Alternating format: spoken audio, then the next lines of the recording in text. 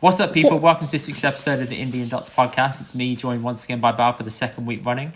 So this week we're going to drop into a bunch of topics because last week we did pretty much some backstory stuff. Last night I was told that Goran can't make it, so instead I called Bal and said, "Can you do it?" He said, "Yeah," and he said, but he wants to talk about this documentary on Netflix called Malice at the Palace. Now, pretext here is big shout out to Bal for this because when I was younger, I've sort of copied a lot of the things he did. So you'll notice there's trends of me liking hip hop, me liking music, me liking certain genres of music as well, not just hip hop, but also the Lighthouse Family, etc. But one thing that Bal also got me into was the NBA, and the Malice in the Palace was like, it's an NBA documentary, and I got into the NBA because of Bal, and I'm still massively into it because of it as well. So Bal, I know you want to say something, on. Yeah, I'll take credit for all that, but not Bongara. Just not Bongara. Yeah. That was your own Elda. You went to university, you got involved in the wrong crowd, you started dancing with sweaty men. That was your own thing. And women. But okay. Majority, Indy? It fluctuates, then it depends. Anyway. Skipping on from there. Okay. So, alright, Malice at the Palace. So, context is, it's a documentary on Netflix. It's based on a massive brawl that happened in the NBA in 2004. The brawl happened between the Indiana Pacers and the Detroit Pistons. Yeah. Now, this may sound like a really random thing. You're thinking, why is this important? Because it shaped a lot of the NBA culture going forward in the years afterwards. And the whole issue behind it was no one ever found out what actually happened. You never heard the players' point of view. So the purpose of this documentary was to tell you the view from the players and to give you an insight into everyone in there. So I'm talking like people who were working in the venue, people who were super fans, the police officers, the prosecutors that got involved, the players, the coaches. You could see it took a long time to produce. But yeah, anyway, so we're going to just dissect it a little bit. So Bal, give me your initial thoughts and I'll give you mine. I mean, look, let's get one thing clear. NBA players getting into fights is not a rare thing. No, it's right. Not. It happens all the time. The story you told me, or story I heard ages ago, was there used to be fines because in the NBA, obviously, you've got the court is just right there. The fans are like next to it. There is no barricade or separation divide at all. And even the players' bench is virtually on the first line of the crowd.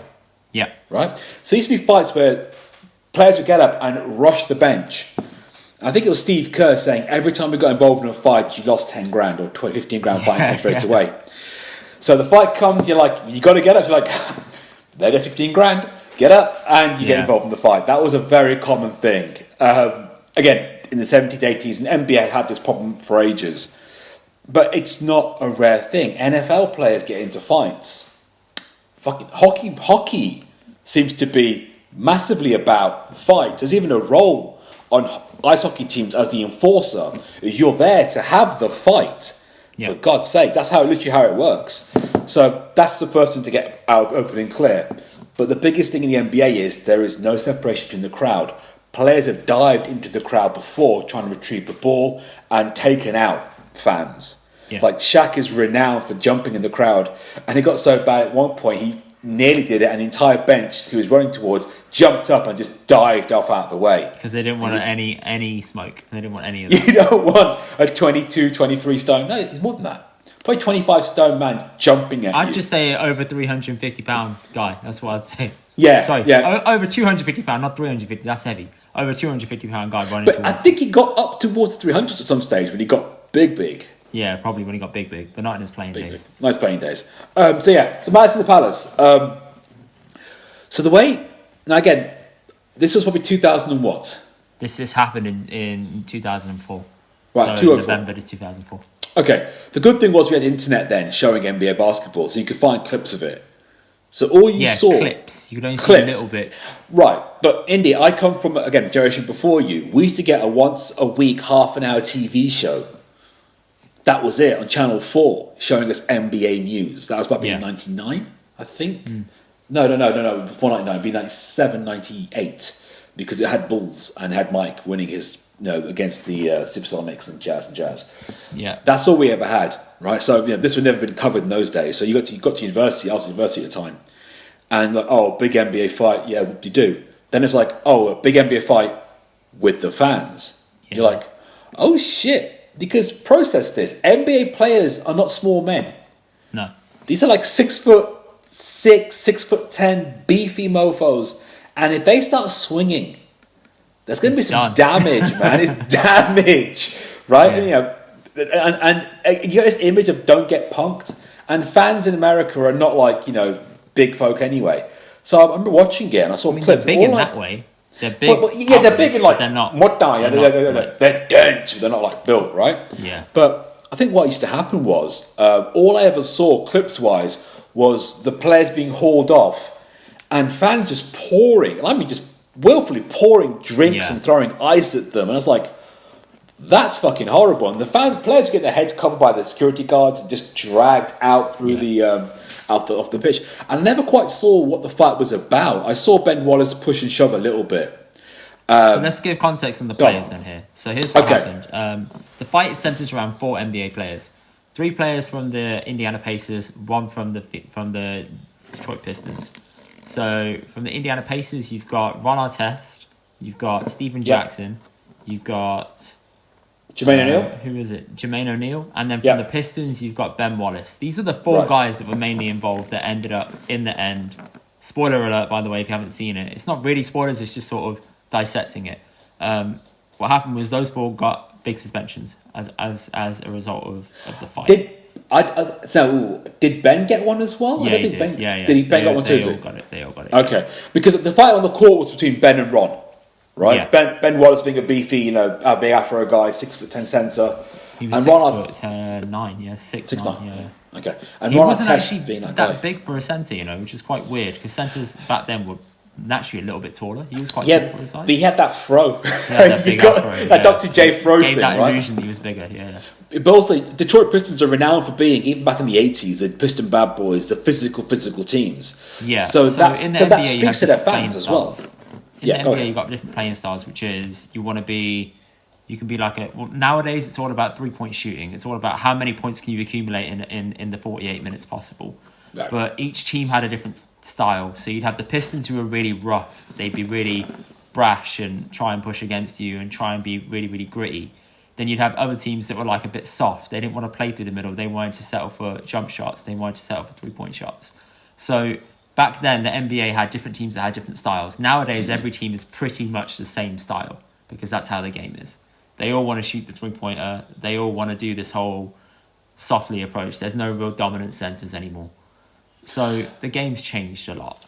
Well, so we might go on a bit of a tangent here, but centres themselves have changed a lot as well. Yeah, they have. The Euro centres centre nowadays shoot 3-pointers. Back then, a centre would never go outside of the free throw line. It would be really unheard of. But then people are saying, well, the game's less physical because they want it to be more Showtime. Yeah. Back in the late 90s, or mid-90s, you had the Showtime Lakers, 80s, 90s, Showtime Lakers against the Boston Celtics. That was a big thing, Lakers-Celtics. That was a big rivalry.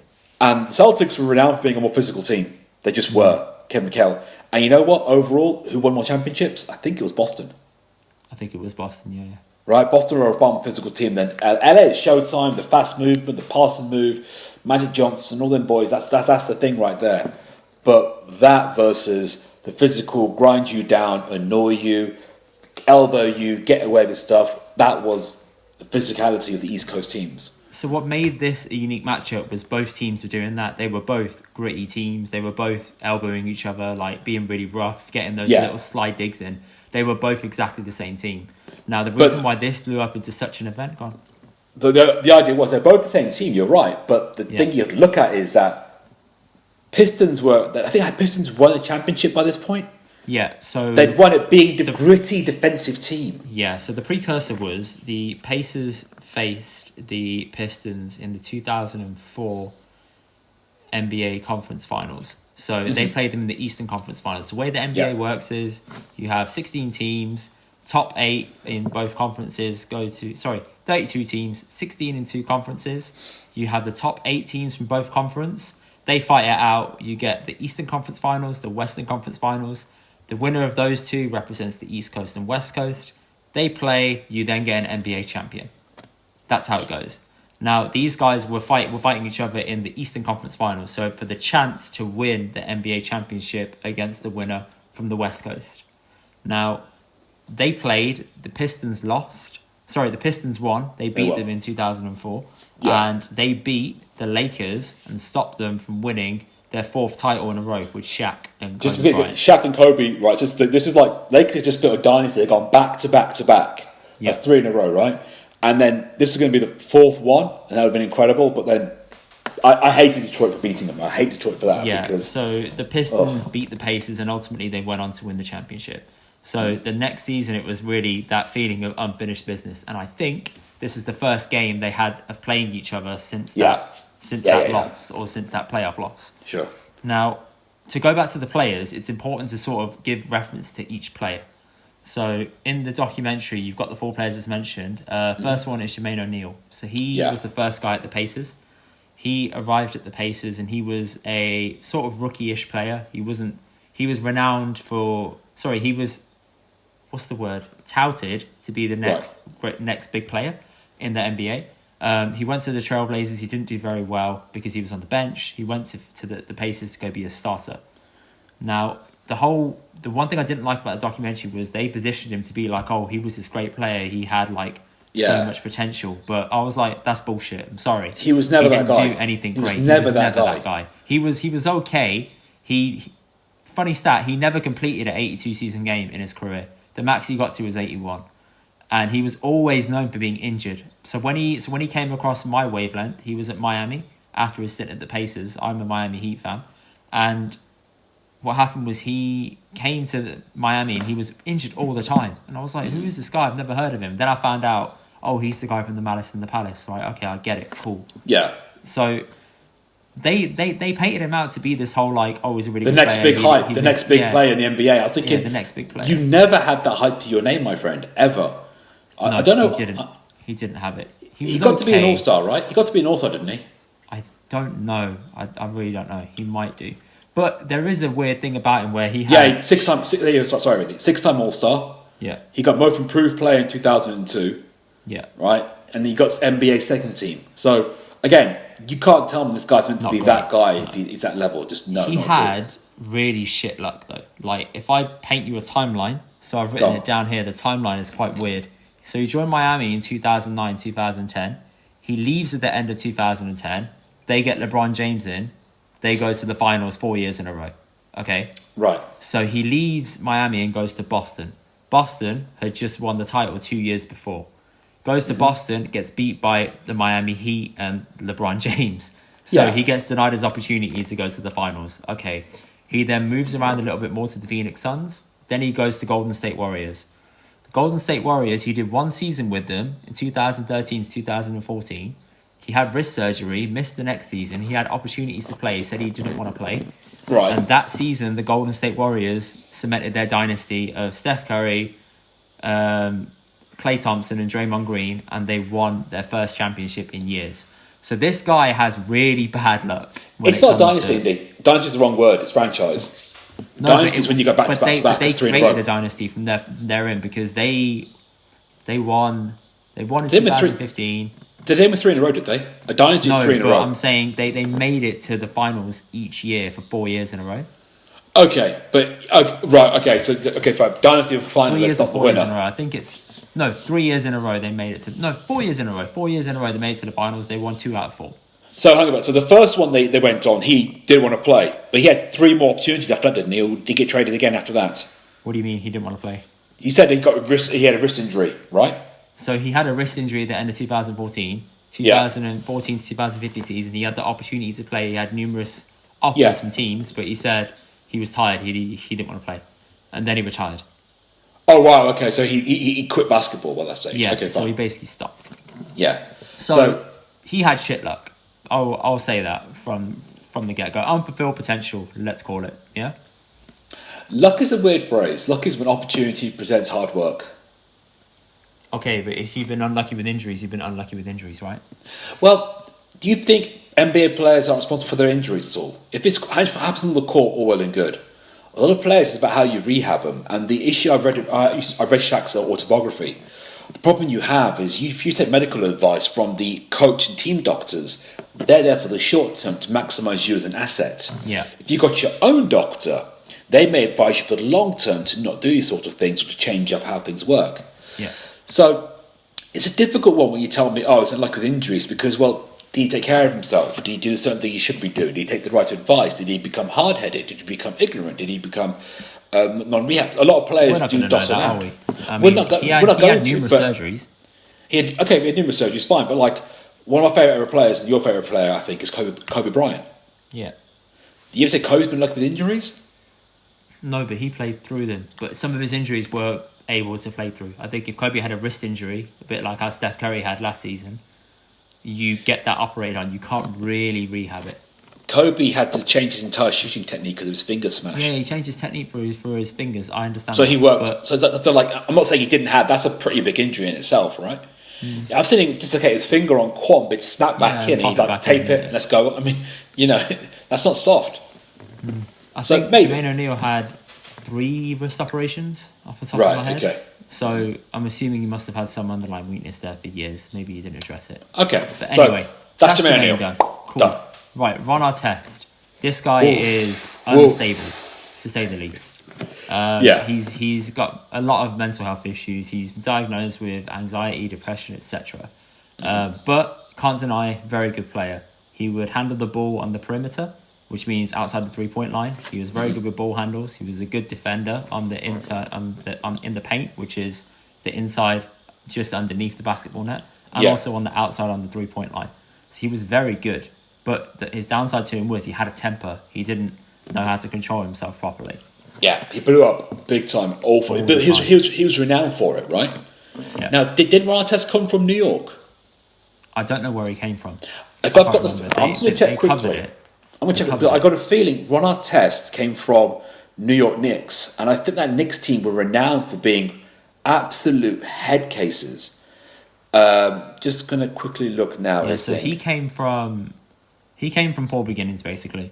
Very humble. Same with him and Jermaine O'Neal. They were from very poor beginnings. They didn't really have much, but they mastered the game of basketball and they made it to the NBA. Yeah, so now I've got my dates wrong with him. He ended up at the Knicks. He didn't come from the Knicks. He came from the Bulls. He came from the Bulls to the Pistons. Right, fine. Sorry, the Pistons, Pacers. Fuck me. Doesn't help when both teams start with a P, does it? P, yeah. That's him. Erratic, etc. He has that. Cool. Yeah. Any more notes I've got on him? Steven Jackson? I don't. Oh yeah. So you've got him. Fine. Then you've got Steven Jackson. Steven Jackson won an NBA championship at the San Antonio Spurs. And this is important because when the Pacers lost to the Pistons the previous year, they didn't have enough to get them over the line. So what you're going to do, you're going to get a guy from the San Antonio Spurs who's won a championship, knows how to win it, come into your team, will help you take you forward to that next level. You're like, yeah, perfect, we're good to go. Yeah. He also was the same, poor beginnings, etc.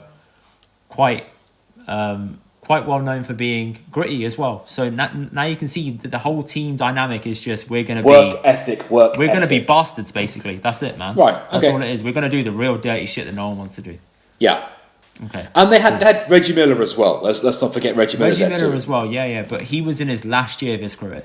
Sure, but he's still a shooter. He's still your Mr. He was still a shooter. Yeah, he was a superstar. Yeah. Okay. And then finally, Ben Wallace. Yeah, so Ben Wallace is the guy from the Pistons who was in the fight. He was just a big centre. He wasn't really a great player. Very good defensively, wasn't a great player. But in the run-up to the fight, his sister or something had passed away. Right, I'm not mistaken. Or a family member had passed away. So his headspace wasn't great. Okay. So cool. That's the play. So that's all everyone's history, yeah? Right. All right, so the fight itself when it kicks off. So imagine you're the Pistons. You're welcoming in the Pacers who you've beat, so you want to rub it in their face that you've won everything. You see players coming into the arena with their championship ring on, which players don't fucking do normally, by the way. Once you've won the ring, you leave it at home. You don't go rocking up to a game showing it to people. No. So that's obviously going to cause some angst. And sorry, that was the Pistons doing that to the Pacers. The Pistons were doing that in the pre-game, to the camera and shit. So obviously that's going to get around. They're going to be like, all right, you're flouting it. I get it. Yeah, right. So the Pacers played really well. They pretty much battered them all game. They smashed the shit out of them. They were really good. Ron Artest was on fire. He was playing fantastically well. He was unguardable. Yeah. Reggie wasn't playing. Reggie Miller wasn't playing that game. Yeah, he was injured. He was, he was in a suit waiting to one side on the sidelines. He had some kind of like arm operation or whatever. Right. So he was out. Now, the game's in the last like 4 or 5 minutes, and the Pacers are up by about 15. Now, they're still going for it. They're still going after the Pistons, right? And one of the guys on the Pacers says to Ron Artest, "You still got a foul." Yeah. And he's like, what does that mean? And he's basically encouraging Ron, yo, fuck that guy up. Like, get one on him. Leave a mark on him. Bit of pretext here. In the NBA, you're allowed 6 fouls. After your 6th foul, you foul out the game. You sent off, basically. Yeah. Right? And a lot of players have got, if you've got 5 fouls, then the point is, if you commit a 6th one, you get kicked out. So you play soft and people will target you for that. Yeah. If they know you're hot-headed, they may try and pressure you to cause you to try and foul out and consider how to defend early. Ron had obviously controlled himself so well, they had a foul to give, really. Yeah. And someone said to him, yo, you got one still. And also the team aren't in penalty as well, it's the other factor. So if a team fouls too much, I don't know I can't remember the numbers of basketball, but if you do commit too many fouls, every foul you do after that. If you commit too many fouls in a quarter, I think it's 4. If you then they get free throws. Fouls in a quarter, they get free throws regardless of what happens. Normally, you only get free throws if you're fouled in the act of shooting. Yeah. But if you're past 4, no matter where you foul them on the court, it goes straight to the free throw line. Right. So Pacers were obviously within that with both the player and the team. You got a foul to give. So he chose to foul Ben Wallace on an easy dunk. He pushed him hard, right? Yeah. Now, Ben's obviously not in the best mind state, right, because of everything that happened with his family. So he goes after Ron. They start pushing and shoving, etc. And you think, oh, something's going to pop off. Normally, things don't when it comes to stuff like that. It's just like pushing and shoving, etc. But hang about. Just rewind here. Let's think of the physicality, right? You're a basketballer. You weigh, wherever Ben Wallace weighs. Ben Wallace weighs 220, right? Yeah. You're going to jump 10 feet in the air. Well, I think I forgot to say. You're going to jump 10 feet into the air and dunk a ball. And then land on your feet. Yeah. If you get pushed in midair, you're going to take off, and suddenly you're a 220-pound slab of meat that's going to land badly. Now, just think the damage that can do is quite bad. Some players do get hurt on the way down. Twisted ankles are normally the minimum. Yeah, but right? broken arms as well when you try and stop a fall. Tom Segura. Yeah. Right. So these are things that can happen. So for Ben Wallace to get pissed off, I personally think. Yeah, I'd agree with you because I get it. These fouls are a hard foul. Hard foul me on the way up. Don't hard foul me while I'm in the air because you're disrupting my way of landing, which is my health and my career. Yeah.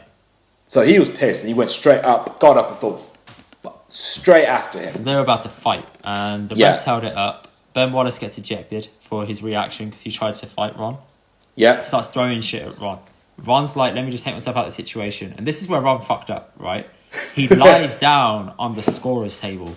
Now, in the NBA... No one does that. In the NBA, there's a thing called the scorer's table, which is where, when you're subbed in football, you have like a board and they sub you in. That's where players go to be subbed into the basketball game. You normally just sit there and wait. You crouch down so you don't block the commentator's view. And you wait to be subbed in. He lies down across the top of it. No one fucking does that. Like hands behind his head. Hands behind his head like he's on a fucking beach. I'm good, thank you. But at this point, everyone else is fighting, pushing, shoving, holding each other back. He's there chilling. I caused all that shit and I'm going to sit right here and chill. Now bear in mind, there's only the fans left behind of the real die-hard Pistons fans. Yeah, the game's over. The game's done. The game's done. Go home. When you're down 15, you've got 3 minutes to go, and you've seen it stay at that level. You know your team's not going to come back, so you leave to go home early, innit? Now, the fans that stayed there and were still available, they were the ones who were like either drunk out their fucking mind, ready to abuse the players, whatever you want to do. One of them throws a bottle at Ron Artest, a bottle of water. And it's a perfect throw. I've got to give it to him. It's a fucking perfect throw, right? He judged that distance like he must have been practicing in his spare time or some shit, right? He threw it, hits Ron on the chest. Ron sees where it comes from, runs up to the fan, so jumps into the audience, crawls through a bunch of fans, and starts wailing on some guy, beating the shit out of him. 2 things. One, Americans are good at that for one reason. They've got a game they play called cornholing. Right. You heard of that? No. Okay, it's a pastime American game, right? So, American listening, you can sort of back me up here. And if you don't back me up, screw you. It's a game. I've seen you guys play it. You get a board at an angle like this. You get a hole at the top. You stand about 10 feet away, and you get a little hacky sack, like a beanbag sack, and you chuck it into it. And you got to time it just perfect to land into the cornhole. Okay, it's called cornholing. So, in my professional opinion on Americans, I've got a feeling he was very good at that. Hence why he judged it just right with the dip and the takeoff and the splat. But now, Ron, that doesn't mean that I agree that the fans should have thrown that shit at Ron. No. I think Ron did provoke it, but I don't agree with you throwing shit at a player. Now, he jumped in the crowd, he starts wailing on some guy. He actually starts wailing on the wrong guy. Because the guy who he was meant to hit was the guy next to him. Right. Who watched this poor guy next to him get the shit kicked out of him and then tries to hold Ron back. And I'm like, angry black man runs over, he's like, him. not me. Yeah, Whap. It's mad. So that happens. Then a bunch of the players start jumping in. You've got Ben Wallace who jumps in and starts fighting fans. You've got Jermaine O'Neal that jumps in. You've got Steven Jackson that jumps in. Hence why those four are the main ones in this story. But when you say fighting fans, it's not just fighting fans. So that happens with Ron. And as Ron's there, they try and get Ron back out of the crowd. Other fans start running in and trying to land licks on Ron Artest here. They're not like, he's going... No, they're trying to... They can defend themselves. No. They're running from all over to try and get licks on him. And you're like, now, what the Steven fuck? Jackson said, I went in to go and protect my boy. But he said, but one of them tried to hit him. He said, well, fuck it, I went for him. Yeah. Right? I went for that fan. And he knocks out another fan. I'm like, fucking hell, it's going down for real. The best one, though, was the Jermaine O'Neal one. Hang on. So I'm going to come to that, yeah? So they pull Ron out the crowd. He's back into the court. Bear in mind, the police aren't anywhere. They've disappeared for some reason. All the security had gone. Considering it was a high-tension game, they'd sort of just eased off, I think, because they knew it was a blowout. They didn't think anything was going to happen. But Indy, how many stewards are there? Let's be real. I don't know. Now, they only interviewed 2 in the documentary itself. They interviewed couldn't get the rest. Police officers, who, by the way, Off-duty police put themselves officers in the best light. No. They put themselves in the worst light possible. I'll come to that as well in a sec. So, what happened? Ron comes back onto the court. He's there, and then normally the court's your like haven. Yeah. That's where you're like, I'm cool here. Yeah. There's a fucking Pistons fan who's there in front of him, who walks up to Ron, fist clenched, and he's looking at him. Up. And Ron's like, well, I'm going to knock him out then. So he decks him one clean, knocks him. And he's like, whoa, shit, okay. The fight starts kicking off there. Jermaine O'Neal sees this, runs across the court, and tries to clap the guy clean in the face. With a wicked punch. But he slipped. He still lands the punch, though. He still lands the punch. He still lands on the guy. He slipped. Yeah. Reggie Miller says, I'm glad Jermaine slipped, because otherwise he would have killed him if he connected. And I'm pretty sure he would have, because the guy was small and stocky. Killing's hard. You might knock him out. It's how they fall that really kills them. He was small and stocky, man. That guy was going to get what's coming to him. The funny bit was that guy was a fan, and the coppers you were on about said, I'm not the coppers, some of these head stewards were like, we were going to revoke his ticket based on his behaviour at previous games. They didn't do it yet. We didn't done it yet. He was drunk this time. We thought after this game we're going to kick him out and say, look, you're done. Yeah. He turns round, he reminds me of, do you remember Eric Cantona when he kicked that guy in the crowd? Yeah. That guy said, I've been attacked, I had studs in my chest, and all this sort of stuff. And he's saying, I've been abused, I'm a victim, I'm this, I'm that. This guy took the exact same victim mentality of, I was abused, they mistreated me, I'm a fan. Exactly. All that bullshit. Right? Why the fuck were you there?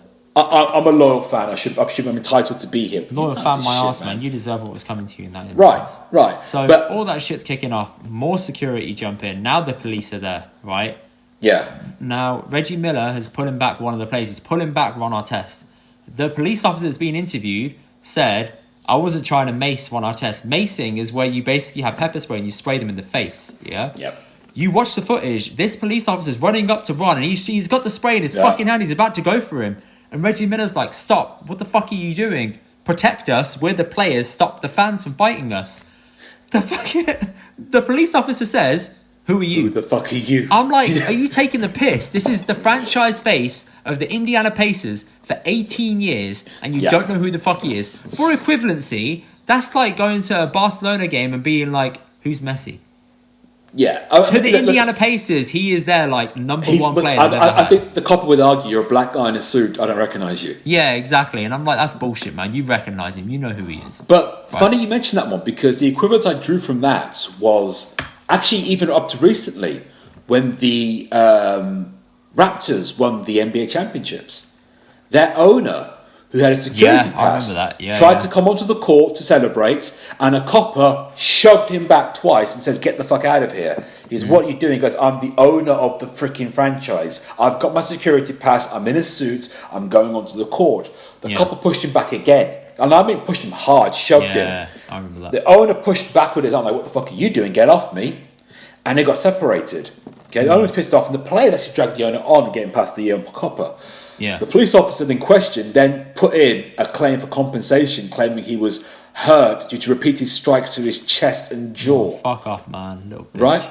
And he goes, "I didn't recognise the NBA owner." The owner says, "Don't recognise me, that's fine. I've got a pass on, I've got the lanyard, I'm wearing it cleanly, I am walking towards the court, and other guys are walking past him to celebrate, but I'm the only black guy in a suit, and I get stopped, and I get pushed, and I get shoved."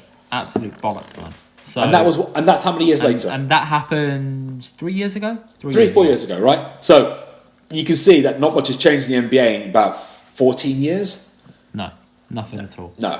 So the objective now is to get the players back to the locker room safe. They get Ron Artest off the floor. They get Steven Jackson off the floor.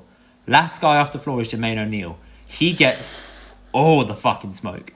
He gets everything thrown at him, right? And the reason why is because there's one exit out of the court.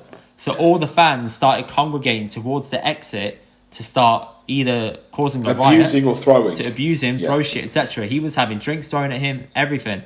One thing that was thrown was a chair. And this brought back a reference to me and Bao, which is, Bao, do you remember the Boondocks? Boondocks, yeah. There's this cartoon that me and Bao watch. It's quite an adult cartoon called Boondocks. And Aaron McGruger, one of the phrases is, writer.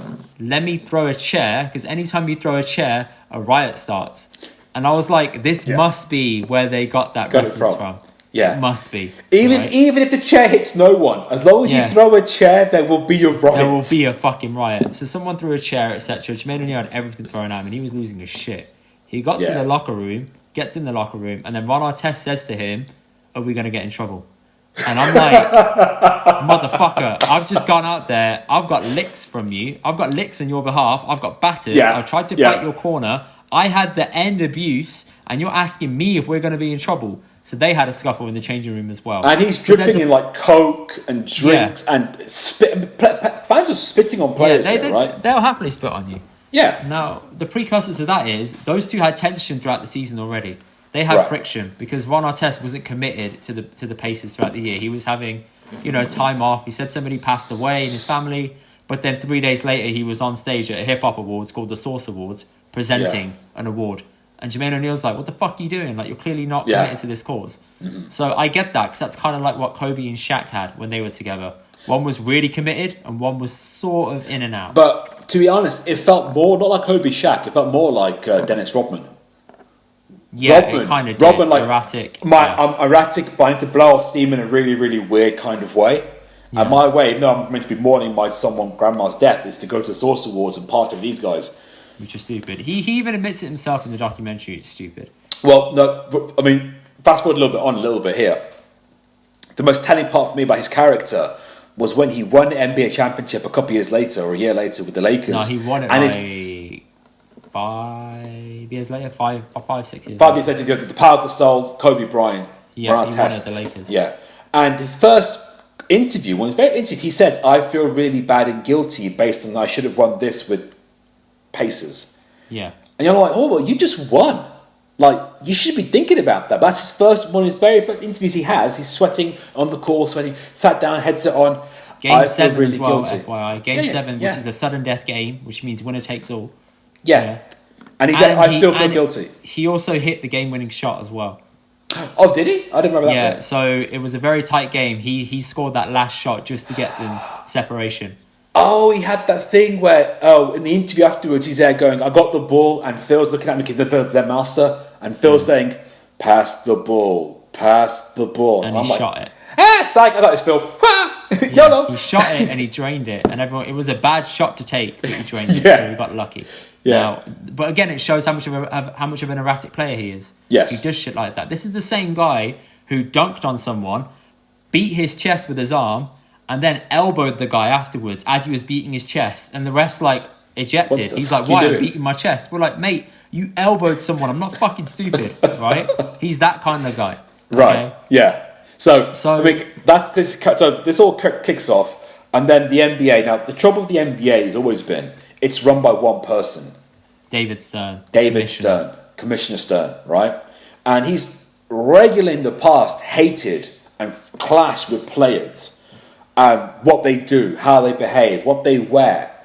There's a renowned NBA shoe for the not NBA shoe, sorry. There's a renowned colorway for the Jordans called Band. So Jordan Band is the red and black bread Jordans. David Stern banned him from wearing that colour combination because it wasn't in line with everyone else's trainers. So he had to keep paying fines, which Nike paid every time he played in them. Right? Yeah. He's that strict on every little bit minutiae detail. This is the same guy who vetoed trades. He vetoed Chris Paul, who was another good NBA player, from joining the LA Lakers and joining Kobe Bryant. Why? And Pau Gasol. Because Why? he can. Right. Again, I don't get it at all, right? And now what Indy may not remember is that about 3 or 4 years previous to this actual game, there was an issue where the NBA had a lockout, where the players went on strike. So what's a lockout season? Explain to people. A lockout season when all the players go on strike. They're not going to go to the stadium's locked, they're not going to walk in, they're not going to play at all, over problems with salary. Yeah. And dealing with salary caps and payment and everything else. Because some guys This is don't get paid anything negotiated at all. normally. Back then it was negotiated every X amount of years. I think it was 10. But I could be Right. wrong. It came up again and there was no negotiation agreed. So all the players sat out of it. Now this is after Mike had won his last championship, I believe. So it would have been 99. 1999. And the point is, for Howard Stern, for David Stern, this is a source of great embarrassment because you're in charge of the NBA. There is right now no product at all. And you're the commissioner. You're the guy that they're negotiating with. He had to give up some power in that renegotiation. And they finally came back, had a shortened season that season, which I think the Spurs about 50 won. games or something. Yeah, 50 games. The Spurs won that season, right? Yeah. And so Stern's always had an issue where he'd lost power in that negotiation anyway. And people would say he's been more and more punitive since then towards players for any sort of indiscretion. Punitive as in lenient. No, punitive means harsher. Right, okay. So So he's he's been been bitter because he had to see Bitter ground. and embittered because he had to concede ground on that, and also the players had power, and he doesn't like the way players had power over in that regard. They essentially unionised against him. So what he did after that was he created the dress code. And well, he said... he did a number of things in response to this fight and everything else. It wasn't just a dress code out of nowhere. It was a case of every political commentator, normally Fox News, normally right wing, called these people spoiled, entitled arseholes. Called them brats, said that they don't know how to behave. Yeah. Call it the National Thug League, right? Yeah. It's just black, right? We don't like these billionaire crybabies. So many racial undertones, and it's Right, mad. yeah. Don't know how to behave is the most poignant line because they use it all the time. They don't know how to act. They don't know how to act. How the fuck would you react if somebody threw a bottle at you in the street? You'd go for them. What gives you the right on doing that to somebody on a court? Just because you're in a fucking stadium doesn't mean that you have right to do that. If you're walking past that guy in the street and you throw something at him, something's going down. Like, I'm sorry, it is. Well, that's false equivalency, and I'll tell you why. Right?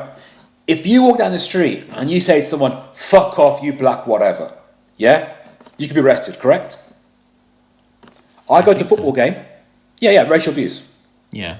I go to a football game, I chat that verbatim for 90 minutes if it happens to me at all. Yeah. The rules change.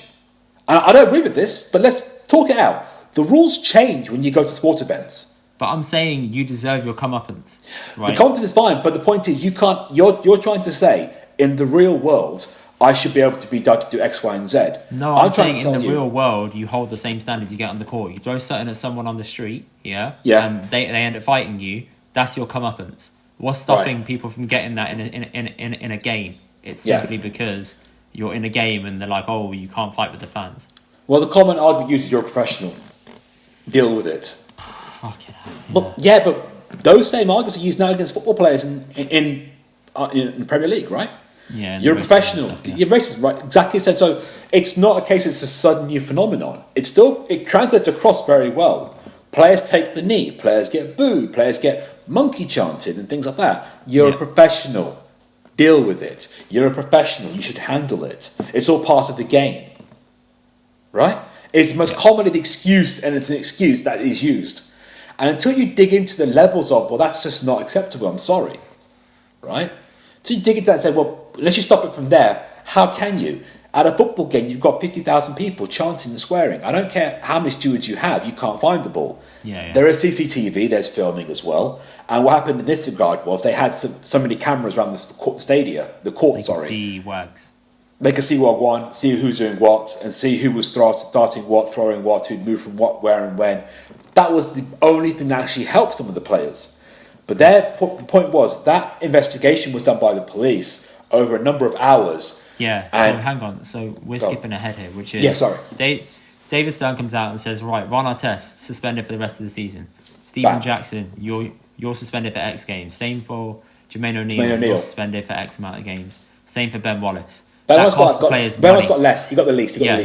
But he got some suspension. Now, that costs players money, innit? Like, of course. If you get suspended in that way, you're unpaid.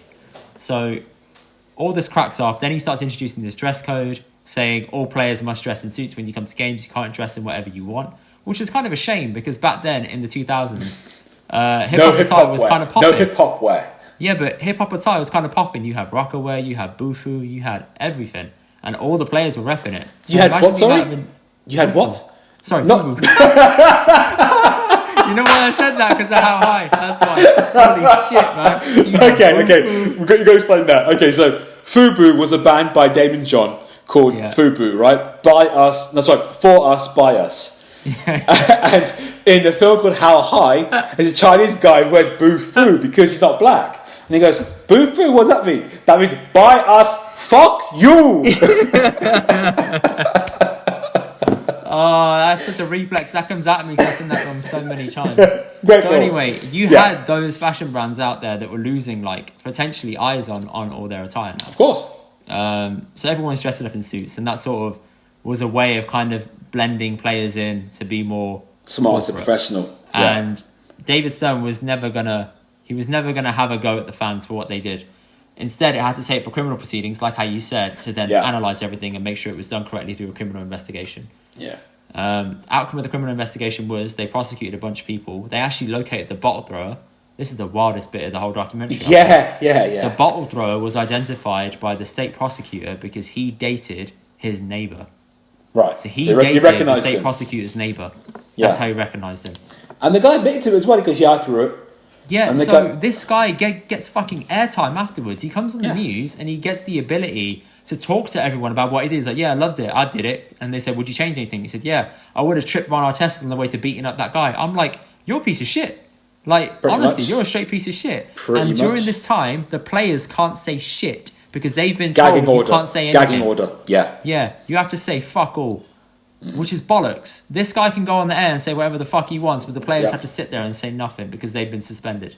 Mm-hmm. And also, as part of the terms of suspension, if you want to come back and not get further suspended, you shut the fuck up and stay at home. It's bollocks. Absolute bollocks, man. Which is why now there's such a push in the NBA to have social media and explain your narrative. So Stephen Jackson, one of the guys who was messed up in this, he's a big proponent of players having social media telling their story. He runs his own podcast called All the Smoke. And he has players on and he says it's really important for you guys to say your message and tell people because look what happened to me with the Malice at the Palace. I didn't get a chance to, but you guys have a voice now. Fucking use it. Like, use it properly. Right. So, in essence, he's learned responsibility. Yeah. Right. Okay. So, insane documentary. It's only an hour and a bit long. It's an hour and a bit long, man. It's fucking fantastic. It covers a lot. But, I mean, again, so definitely worth watching. If you haven't seen it, guys, do watch it. But it doesn't go too hard, but there is quite obvious racial undertones and overtones from the whole thing. The only thing I didn't like was there was no coverage in the media of any of the prosecutions that happened. So the guy who was on court that tried to punch Ron Artest, he got sentenced for a little bit.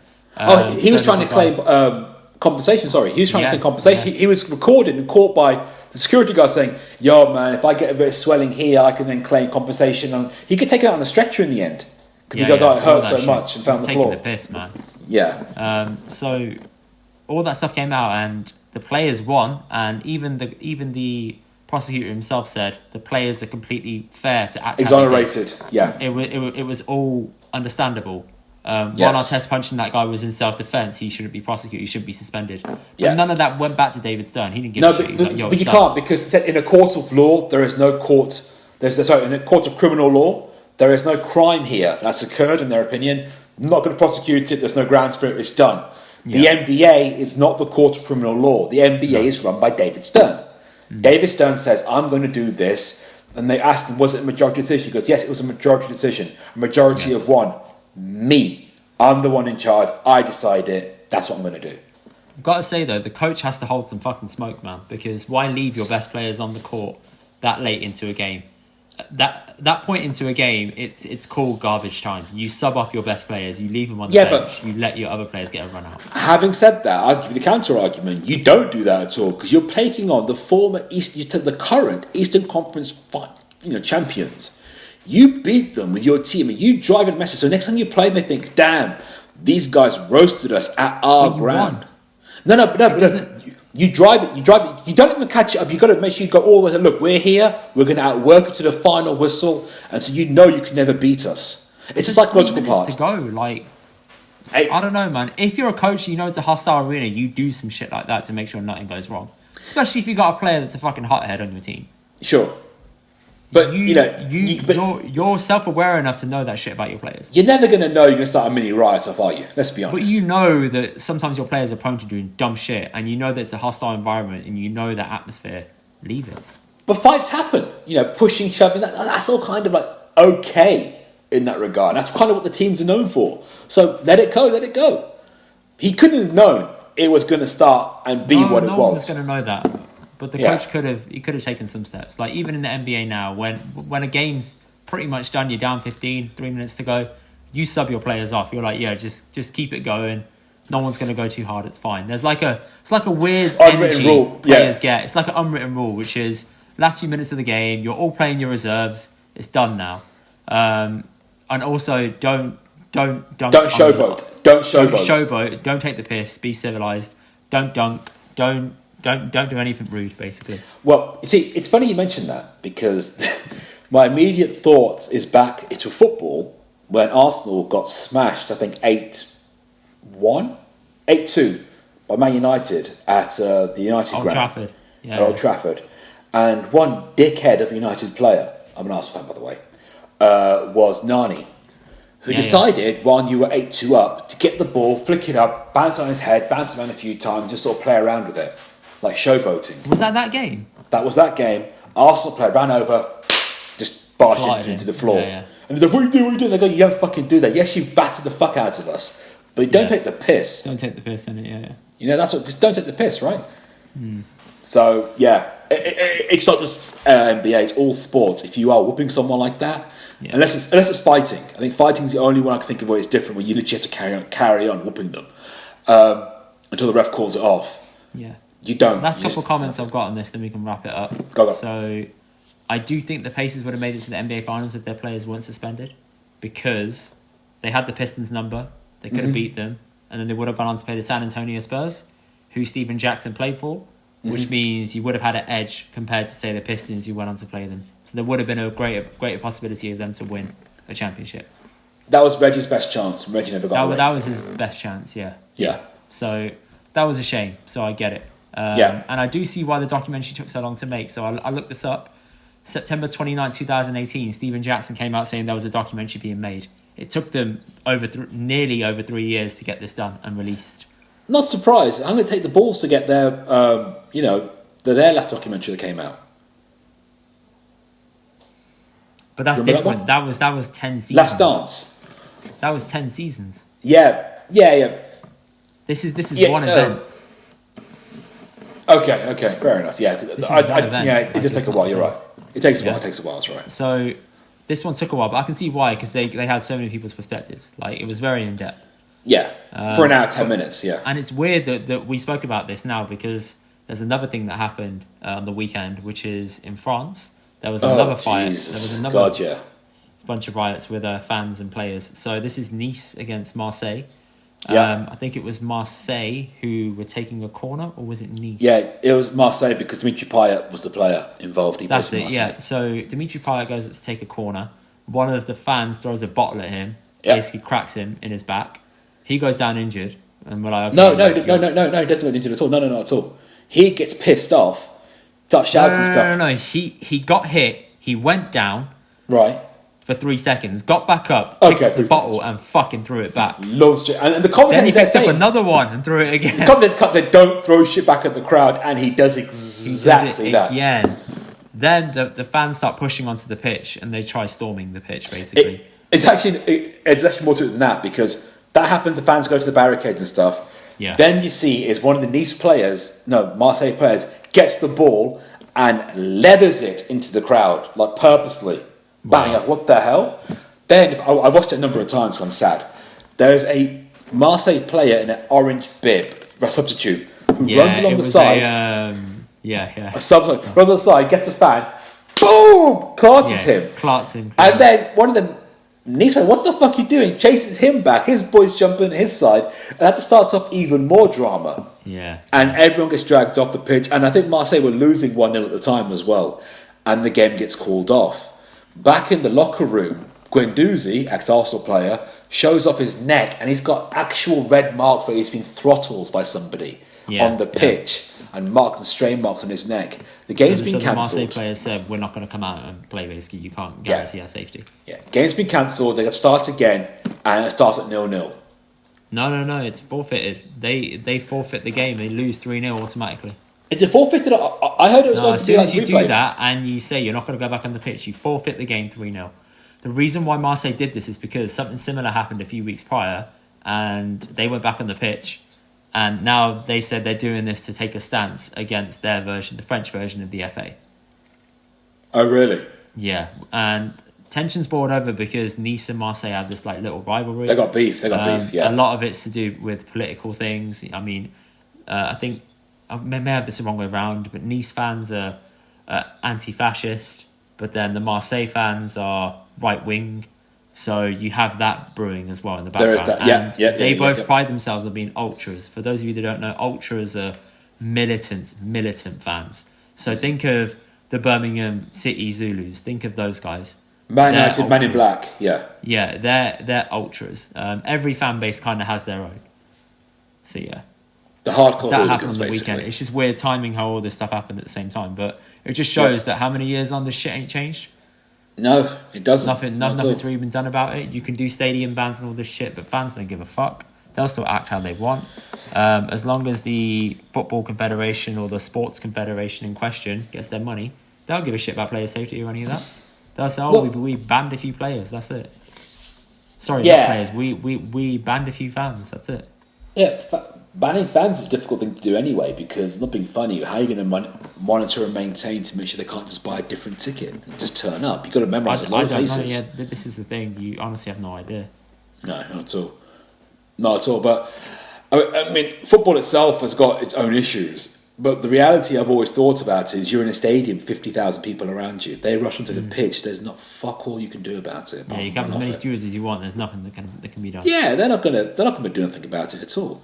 You've had some fans that had that they got almost like trenches between the crowd and the pitch.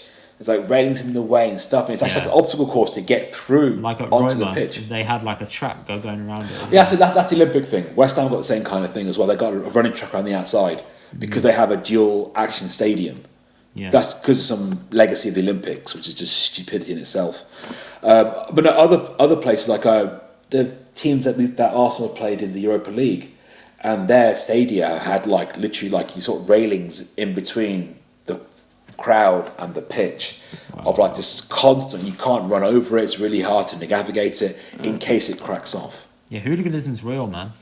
In so many of those countries abroad in Europe, there's so many different types of ultras. Generally speaking, in the UK, they've done a great job at reducing hooliganism. It unfortunately flared up a lot more in the last England in the Euros because the police were out of practice. Simple as that. They weren't ready for it.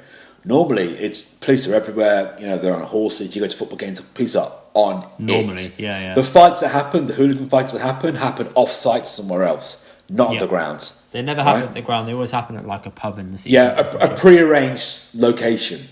And even like Leeds fans are renowned for it, right? So Leeds came to Birmingham to have a match against Birmingham City. The police got the Leeds trains the fans were on, arranged which trains are going to be, got the fans off the train, held them, marched them with security all around them, marched them to the stadium, had the game, held them there. Everyone disappeared, marched them back onto the train and sent them on their way. Yeah. There was no way you were going to be a part of any kind of fight if you're part of the real fans who came for the game. Separate guys coming on the sides could be dealt with separately. Yeah. But they controlled everything. And it was horrible for the Leeds fans. They go, it was a horrible time. It's stressful. It's not fun. But that's how it works. Whereas in Italy, United fans have had this, Arsenal fans have had this. You're marched to the stadium and you literally march down an alley and left, and the police walk off. Yeah. What the fuck? Suddenly you're jumped on by ultras and you're fucked up by them. Yeah. The police cooperate with them to here's some fans for you to fuck up. And it happens all the time. But then England can't claim to have, well-behaved fans because isn't there a place isn't it Millwall where there's only like one route into the stadium and one route out? Possibly. When you go there, I think it's Millwall or somewhere, there is definitely a team that's sort of well known where there's only one way in there and you have to go past all the housing estates, all the places. It's so clear that you have to go in there and you're essentially surrounded by a bunch of other fans. Surprisingly, I think Spurs have got that as well. Spurs stadium. Well, I don't know. I think the old stadium used to have it where like a lot of them, because Arsenal fan TV, Robbie kept saying it, I'm sick of this. I go to Spurs games, it's in the middle of nowhere. Right, it's on Services Road, but there's no direct link there. You have to go as one path, and you always get set about by Spurs fans. Obviously, Arsenal Spurs issues. So they had that as well. But I think the Millwall one rings a bell too. It was always a case of Millwall. I could be wrong. Yeah, but I have definitely heard that story, and it's scary. Honestly, of course, I would never want to go to like an away game of that kind. We've sat in like away games. Remember when we went to like Villa versus Man United, and we sat there? Yeah. You can see the abuse that players get when the opposition scores. And it's not pretty. It's not pretty. It's visceral, is the word I can say to describe it. Visceral abuse comes out. And I'm just thinking, dude, chill the fuck out, man. I'm like, it's just football, man. Relax. I'm saying that, it's just football. You can see, like, the pure hate venom in their eyes, just spewing out these people. I'm like, you do not get laid enough, my friend. F-words, C-words, every word. I've heard M-words. I'm like, what the hell, man? 10-year-old kids. I've had 10-year-old kids with their dad screaming at players, saying, fuck you motherfucking wanker, Brucey bummed you, hey dad, go on son, get him, go on son, cuss him some more, tell him who you are, man, let him know. And I'm like, wow, this is parenting. We saw that when we went to go see Albion play Man City. I'm a Man U fan in case people don't know, but I'm down to watch good football. I don't care who you are. I will watch a good football team. And Man City were fucking fantastic. I got to see Sergio Aguero play, David Silva, Kevin De Bruyne, and I got to see a Pep Guardiola football game, and it was down the road to me. So I was like, I'm going. Hell yeah, and we saw like there was a City fan who sat like 2 rows behind us, and he was he made it clear that he was a City fan. He went up to go to the toilets, and then a couple of guys went after him, didn't they? He got smacked up. It's horrible. up. And I'm like, fucking hell, man. You cannot make it clear that you're from the opposition sitting with the home fans because they take tribalism so seriously. It's weird. It's just weird. I mean, football fans may say, it's the passion of the game and football's nothing without fans. Cool. Absolutely cool. But you know what, man? You take it that far? I can't vibe with you, dude. I'm sorry. So, cool. That's that topic covered with that's that. Football. You want to talk normal football or you want to move on? Okay, I'm an Arsenal fan, so normal football is kind of depressing right now. Depressing, okay. It's super depressing, but having said that, it's interesting to hear about Mbappe trying to leave PSG. So Eminem's not going to happen, apparently. Yeah, so context. For those of you that aren't familiar with football, it's been a transfer window like no other. So Messi left Barcelona on a free because of complications at the Barcelona Football Club where they couldn't afford to keep him. That was a massive issue. He wanted to stay. The team couldn't afford him to stay. It's more than that, though. It's more than that. They could afford him if they... So, More than that They was... could have afforded him if they offloaded a bunch of players and they got other players to take salary cuts.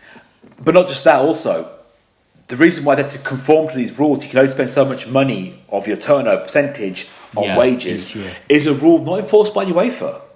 It's enforced by their own league. By La Liga. So La Liga have turned around, and this is the crazy part here. They've turned around and they've caused the sale of the number one selling asset of their league to go somewhere else. Yeah. That is the biggest self-harm I've ever seen happen. But they're saying, for the bigger picture of Barcelona, the amount of debt they're going to be in, they cannot keep operating like this. They have to call it somewhere. So they're saying, right, if you want to keep Messi, your turnover spend can only be 70% on wages. They were currently spending, I think, at one point it was 105%. It's just like insane. Yeah. So yeah, that's why he's gone. Boom. So he left. He's gone to PSG. At PSG, you've got him. You've got Neymar, who's a Brazilian superstar. You've got Mbappe, who's the France up and coming superstar. This on paper is a dream fucking team, basically a dream attack three. But Mbappe has been acting weird. He's sort of like not feeling the vibe. He wants to be the man, basically. He doesn't want to play second fiddle to someone else. So what he's been trying to push for all summer is moving to Real Madrid. Right. Now Real Madrid have tabled a bid for him, saying they want to buy him. PSG has said, yeah, he can go if you match our terms. They're essentially saying to Real Madrid, you can't buy him on your price, you're buying him on our price. And it's getting pretty dark and twisted, and this is a window that people just didn't see coming. It's a weird one because what freaks me out a little bit about the whole thing is that Mbappe wanted to go to Real Madrid. Real Madrid are renowned for having financial issues. Yeah. They can't really afford Mbappe at the price he should go for. Now, for context, Neymar left Barcelona to become the man at PSG for 222 million euros. Yeah. Mbappe is considered to be the player, if not better, than Neymar, with more potential upside. Came from Monaco, and he came to PSG for 160. Yeah, but to PSG work around the rules, you want to buy Mbappe, you've got to pay more than what we paid 160. Mbappe than 160, because they're still paying back Monaco now, X amount of years on, for buying him. Installment deal, right? And then the idea is I think Real Madrid have made like a cursory offer. It's what you call negotiating in bad faith. They're saying, well, we'll make an offer, so it looks like we are interested. But it's not a real offer. But so we'll make a 160. Yeah. But then they go to Mbappe, we tried. Hey, bro, we tried for you, but they wouldn't let us have you. Which means you try and get the player to rile up and then say, I want to fucking go. And then they try to push him out. The reason why this is important is because Mbappe is in his last year of his contract. So he can leave next year for free. They do not want to let him go. That's the biggest fuck up ever. Means they will let him. They will basically try and sell him prior to the end of this window. Or they could win everything, including the Champions League. I still think he'd want to go. Really? Okay. He's won the French everything there is to win league over and over again. Yeah. It's just Europe now. Europe and other leagues is always left for him, right? Yeah. And then, based on that premise alone, Kane has finally conceded he will not be sold. He's the England captain. He was trying to force a move through to Man City, and that didn't materialise. He didn't show up to training. He said, I was always going to show up to training a week later. I was told to come at a different date, trying to cover his arse. He played for Spurs in the weekend. He then put out a statement today saying, I'm going to stay at Spurs for the rest of this season. Really looking forward to it, etc. The fan response has been overwhelmingly strong towards me with messages I've received. Which is like, okay, I don't think you wrote this. I think your chairman wrote it. Right? I don't think you had any want to send that message whatsoever. But the reality is this. Harry Kane signed a 6-year deal in 2018 for a shitload of money. And in that contract, there was no release fee. Sometimes you get a fee on your contract that says, if any club offers X amount of money, we will agree the sale. Yeah. Right? He hasn't got one of those. So that's his fault. Daniel Levy, the chairman of Spurs, says, I'm keeping you to your contract. I've got 3 years on your ass, boy. You're going nowhere. He's so difficult to negotiate with. He will milk you for every penny possible. There's a reason why he doesn't sell many players to other teams in the Premier League. He never does it. It's very rare. And Spurs obviously have won so much under him. It shows. Fuck all. Yeah. And Harry Kane's in the prime of his career, which means he's essentially wasting time at Spurs. Yeah. So the funny thing I read today was Man City now need a striker because they lost Aguero to Barcelona. They're not getting Ronaldo. Relax, man. They're not getting Ronaldo. Okay. Let's just context this a little bit. So, Man City lost their main striker, who's passed it a bit, Aguero, to Barcelona. He was injured. I don't think he's passed it. I think he's just injured. Fine. He went to Barcelona to team up with Messi. For free. Who didn't stay there because he went off somewhere else. Yeah. Now, Ronaldo has told Juventus, don't play me because I'm trying to get a sale. I'm trying to get a transfer. And he's saying that. Now, normally if a player says that, Ronaldo is a professional. Let's get it clear.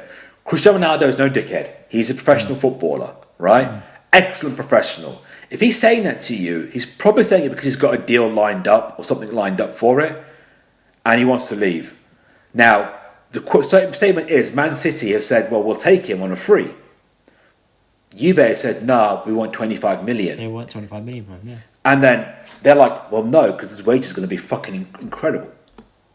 Now, PSG were going to think about getting Ronaldo to replace Mbappe if he went across. Which is why that makes sense. Right? But then that'd be a team of the ultimate, children's fantasy and football. Well, we're going to Paris if that happens at least 3 times next year. Like, I'm not fucking around. Messi I'll go with and Sanj. Ronaldo. I'll go with Sanj. I'll go with you. I'll go with my boys. I'm going to go numerous. I may as well get an Airbnb and fucking rent it out 3 times in the year. Get it pre-booked now. Because on a level, I want to see that. Right?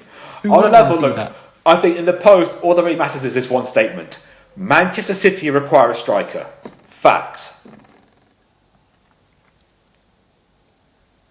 And the worst one I read today was Aubameyang. I was like, hell no. Oh, Aubameyang's an Arsenal striker, yeah. So he's trying to maybe go. We don't know. I don't know. Maybe, who knows? He may go, he may not. I'm at a stage of Arsenal supporting where I've become apathetic.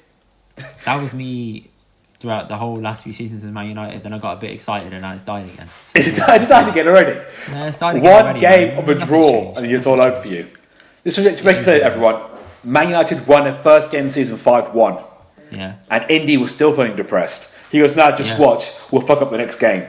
And Indy always does. And you see, I hate that because he's right, they did, but he always says it anyway. Irrespective of form. Anyway. There are some games I'm genuinely optimistic. You are a negative Nancy No. so often. There are some fucking games I am genuinely optimistic, but I'm not optimistic about teams that play defensive football. Right. Because I know we have problems playing them. I've watched it all last season. Nothing's changed. I'm like, I've seen this happen before. I know what's going to happen. I mean... And it happened. Again, I think your squad's pretty good. I think your manager's playing the wrong players. But then I'm not a manager myself. I don't know better. I think the manager's horseshit and he needs to leave. But who would you want instead? Anyone else but him. Anyone else? Would you like Mikel Arteta? Huh? Would you like Mikel Arteta? No. You don't know? I don't want Arteta, right? Okay. With this crop of players, you should get a top-class manager. You can get... There's always a manager... Rafa was free. There's always a manager... You could have got Carlo Ancelotti. Listen, Ancelotti left Everton one season and went back to Real Madrid. To a big team. So anything's possible. No one knows. If a slot becomes available, managers become interested. You honestly do not know what can happen until it happens. But he's not going anywhere. I don't think he's going anywhere because he signed a 3-year deal. Unless you really fuck up, he's not going anywhere. So you just got to deal with it. I'm like, all right, cool. I'm in it for the vibes of just watching some good players play some good football. When does Paul Pogba's deal expire? Next season as well. So he could go to PSG or Real Madrid. So his contract ends next summer? Yeah. He's in the last year of his contract? Yeah. Ooh. So this is the thing. I'm noticing that a lot of players are starting to do this more and more. Well, Arsenal were cussed for years for allowing it to happen. Yeah, but now players are doing this more and more because it allows them to have a big signing on fee. It allows them to go to a club that, gives them many other opportunities and they can move wherever the fuck they want. It's kind of turning into basketball.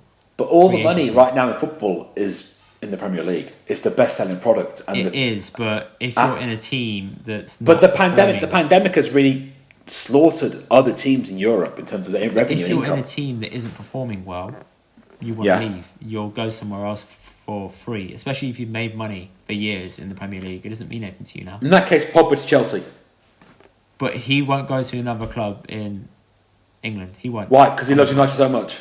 Because he left United and came back and played for United again. He wouldn't do it. I just know he wouldn't. I know he wants to go. I know he wants to go to PSG or to Real Madrid. That makes most sense. You are far too emotional with the whole sentimental even. I'm not sentimental about it, but there's no rumours that have ever linked him to doing anything. I'm just literally throwing out speculation. I know you are. You're just throwing ideas. Shit out, but it's not. Yeah. It's not possible. That's like me saying, "Oh, we're going to buy Aubameyang."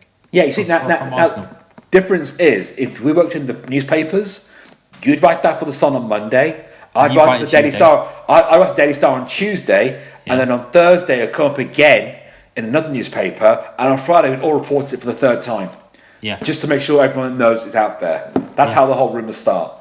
You used to buy the papers during summer, and you used to sit there and read them. Be like, Indy, go and get me the Daily Mirror. Go and get me this other paper, and then you'd look at the back pages. And I'm like, why do you do this to yourself? You're like, interesting. You generally get bored, and then obviously you have a phone, and it's on the phone anyway. I used to read the BBC Gossip, which used to collect all that data. Then I thought this is a waste of life. Bam, forget this. No point. Fabrizio Romano is the only guy worth anyone follows. There's one guy on Twitter that everyone follows. Yeah, Fabrizio Romano. He tells you everything legit that's happening in football. He has like an accuracy of like 99%.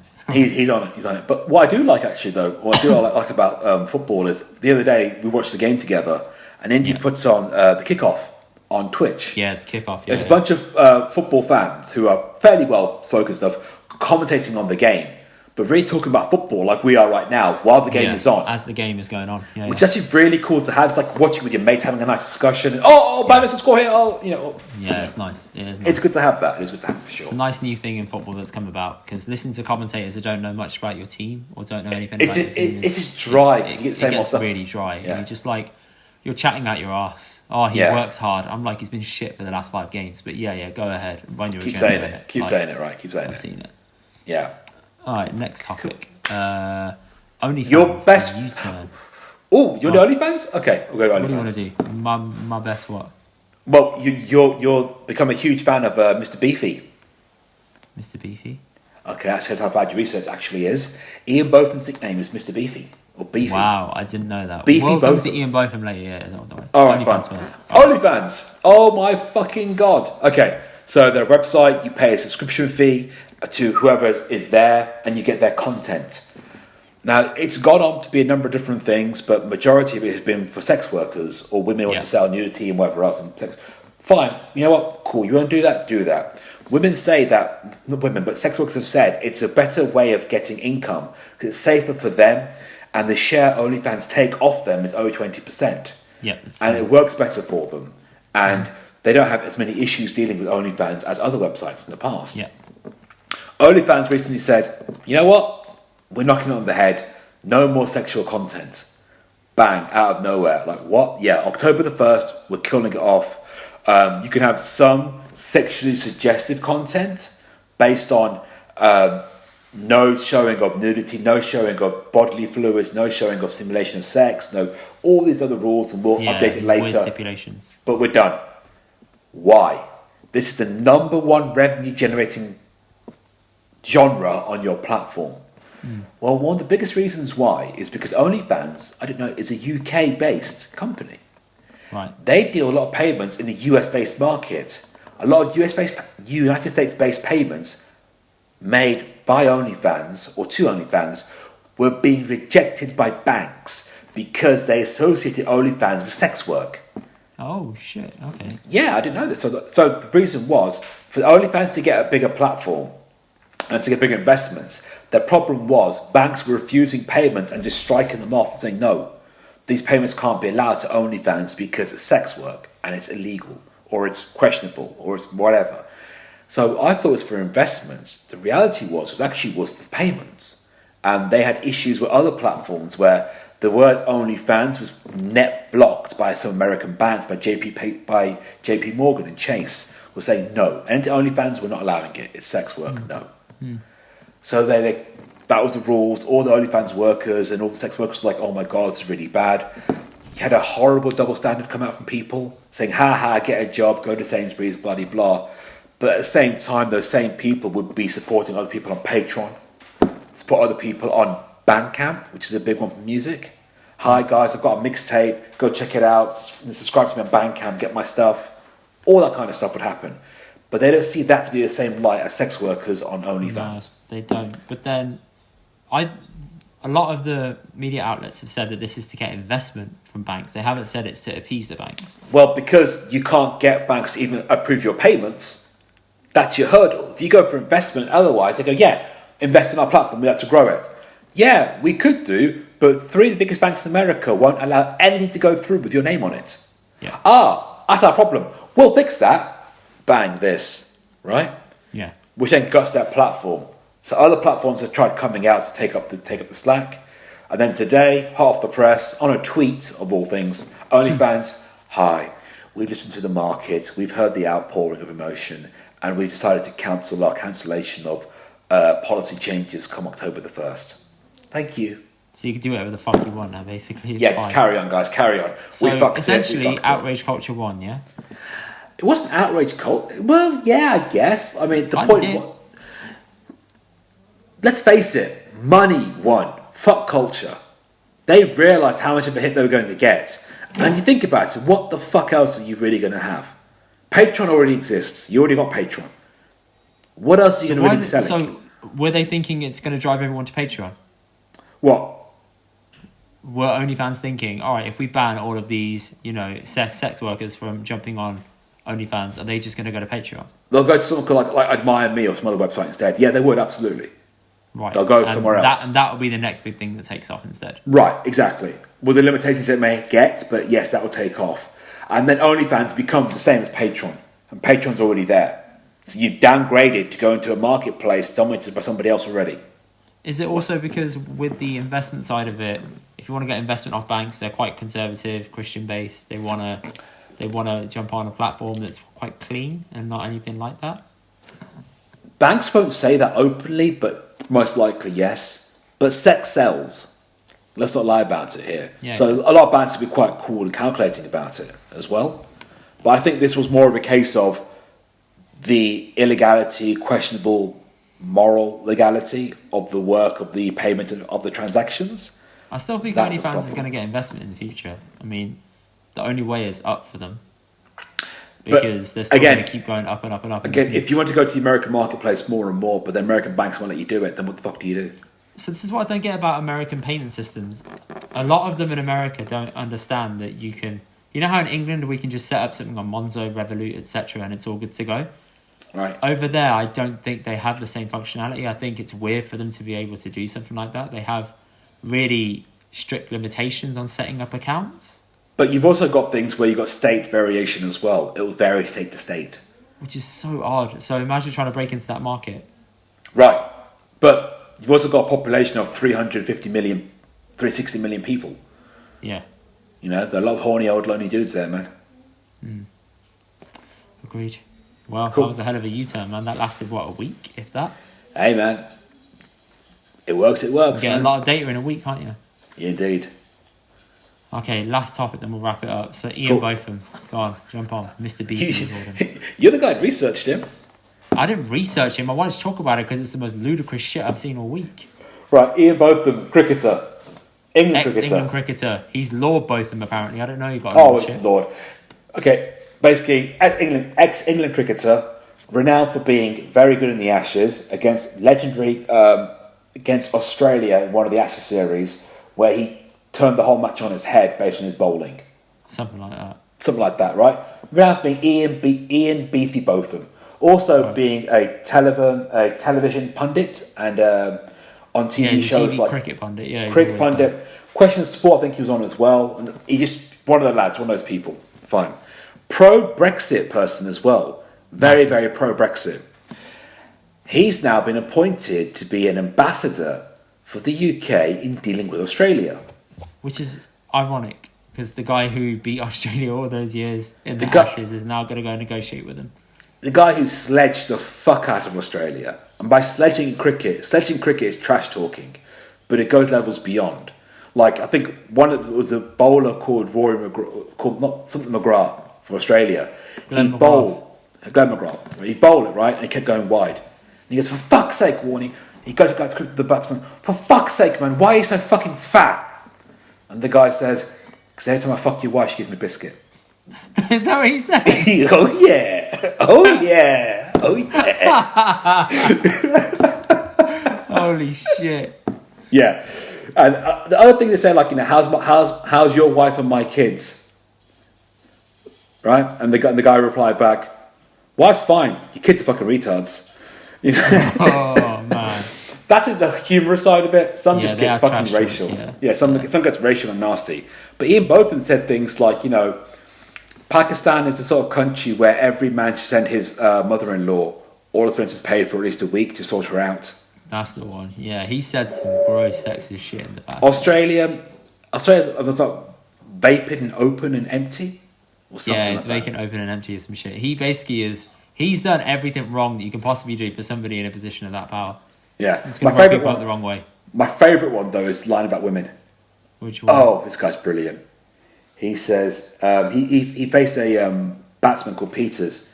He goes, my wife doesn't face Peters at work, so why should I change nappies at home? Okay. Man. And then he also in the same breath says, I was a bad husband, I had affairs. Okay. There you go, mate. Okay, dude. Okay. So, yeah. He's now a lord. I reckon he's the new version of typecasting.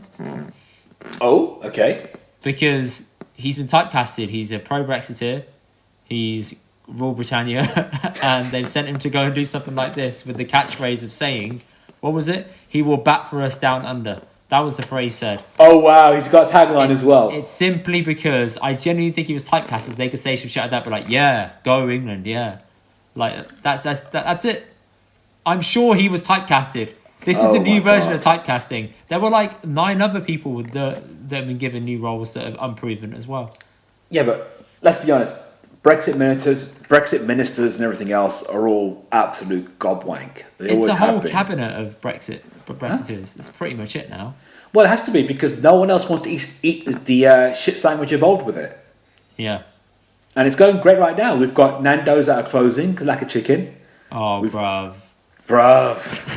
In the heart, man. So I sent out a tweet earlier today. I sent it to my family group. And it's a journalist on ITV who went around asking people how they feel about McDonald's not having milkshakes. So context anyone internationally, right? The UK right now, we've got issues with food getting to places, right? Number of reasons, may go into in a second. But so far, Nando's is a chicken place we have. They have to close 50-odd stores due to lack of, guess what, chicken. Mm-hmm. McDonald's have had to close certain food options due to lack of bottled water and lack of milkshake. Yeah, because there's a shortage in heavy goods vehicle drivers. And it's not because of them being ill or pandemic, it's simply because of Brexit. That's it. Well, see, again, that's a questionable comeuppance because there's always been shortages of those people, but the thing that's happened most recently is that the shortfall's been made up a little bit by drivers, but from Europe. But then the drivers from Europe aren't coming in to do the normal haulage on mainline routes that our drivers are doing. Yeah. And also the rules have changed for certain drivers as well. They require extra training and extra licensing. And some of them are saying, bollocks to you, I'm not doing that. I'm packing it in, I'm old enough. Yeah. So young guys who said they're trying to do HGV courses, they're offering to people young as 16 to 18. Great. But you can't drive a car until you're 18. 16, Indy. No, you get your license at... No, I swear, no, it's 17. You get your license at 17. Okay. You get a provision at 17. Okay, fine. 17, 18, you get your license, right? Yeah. So you pay $2,000 to do a HGV course. Guess what? You can't get insurance until you're 25, 26. On a HGV? Yeah, they won't insure you for shit. It's kind of like motorbikes, isn't it? Or something like that. We have to have driven a car for a certain amount of years, and then you can buy it. Oh, no, motorbikes are CC based. But yeah, no, this is literally a case of insurance companies go, how young? No. Not risking it at all. And then the conditions for HGV drivers isn't great either. And it's a difficult profession to go into. London's a nightmare, so on and so forth. Everything does tend to come via London, surprisingly. And people don't want to deal with it. When you say via London, you mean driving through London and stuff in the narrative? Driving through London, as supply routes go through the airports, through Heathrow and everything else. People go, even from Dover, it goes from Dover at times to London, then from London out the rest of the country, which is stupid, but then that's just how it works. So, yeah, we have issues with food and shortages in the country. Yeah, so ITV, they're a news channel.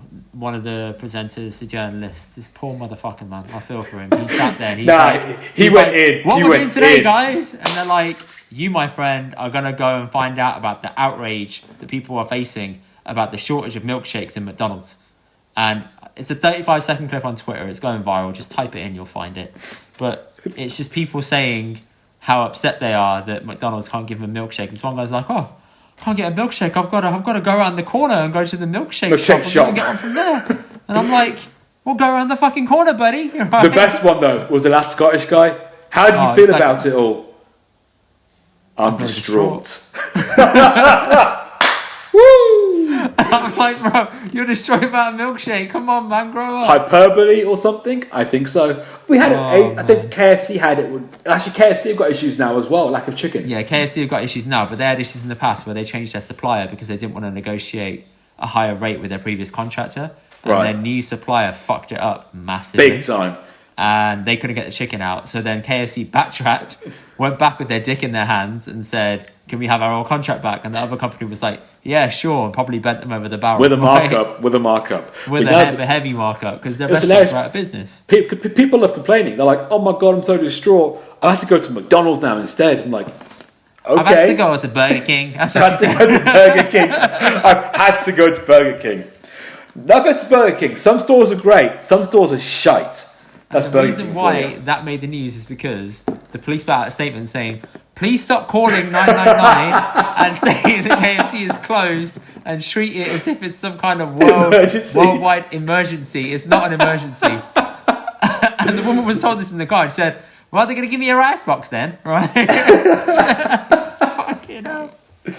Oh, shit, man. Incredible. Yeah. England never ceases to amaze with the levels of, that's what's getting you upset today? Right, hey, listen, I say one phrase all the time. My wife hates me for saying it. White people. Yeah, it and leave it at that. Man. It definitely is. Wait until mixed grills places start closing down, bro. Oh, mate, they're going to get angry. You know, people are going to get angry. Butchers are going to be like, nah, going up.